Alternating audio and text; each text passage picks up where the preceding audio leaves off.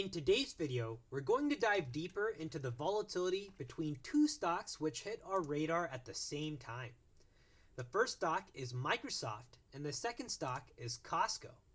Now the reason we're looking at each of these two stocks is while they hit the radar at the same time, they were for very different opportunities. Microsoft was a short side trade setup, COSTCO was a long side trade setup, so inverted there, both off of their aggressive models. But if you take a look at what's on the scanner, say before this, you'll notice it's mostly short side setups. And if we take a look at what's on the scanner after this, you'll notice it's also mostly short side setups. So COSTCO today stood out for all the right reasons with the morning non-farm volatility. If we start by taking a look at COSTCO here, we can see price action off of that morning volatility had an early sell-off right into our volatility box zones. This is right near that 544 price mark inside of COSTCO. Here we had the rules of our momentum reversal setup met. We had price action breaching our volatility box zones. We had 5+ of our Keltner channel wedges. So that told you we had a volatility edge and we had a price edge. We had the edge signal confirmation along with our momentum cross, not just once, but twice as well for those of you that like the second confirmation in addition to the first one. So for all sorts of traders, COSTCO essentially met the rules for whichever setup you were looking at. Whether it was the fade setup, the momentum reversal setup, or even the 1-2 punch setup for those of you that are ultra cautious or ultra conservative. Now if we contrast this volatility inside of COSTCO with Microsoft, you should notice something different. Microsoft zoomed past its volatility box clouds. In fact, the same time where our COSTCO long entry was is right here where the Microsoft short entry presented itself.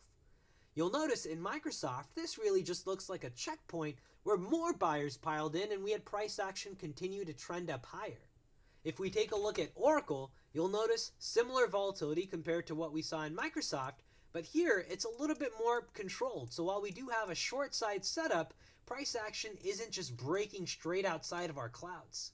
We do still, however, have a short side entry compared to what in COSTCO stood out, which was the long side entry early on in the morning.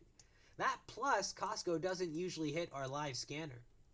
Now some other stocks, or rather I should say ETFs, which also hit our scanner, were some SPY sector ETFs.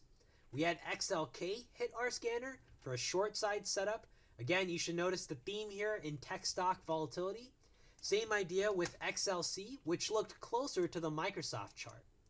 Now we had two other sectors which also triggered, which were similar to the COSTCO sort of idea.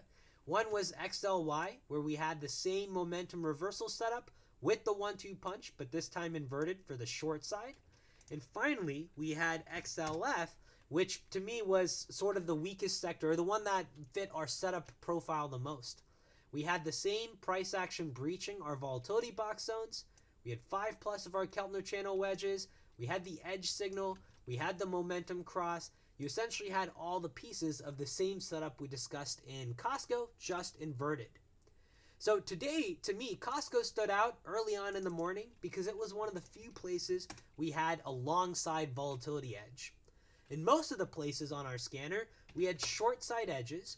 We took a look at Microsoft where we saw a good deal of tech strength. You could also contrast that with some other tech stocks like Oracle. And we saw some sector ETFs including XLK, XLC, XLY, and XLF.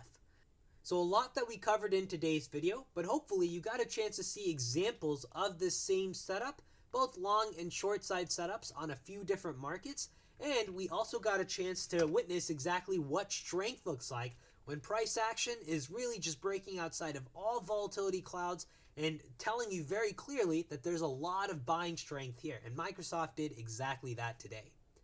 Take care, everyone. Good luck trading, and I'll see you in our next update.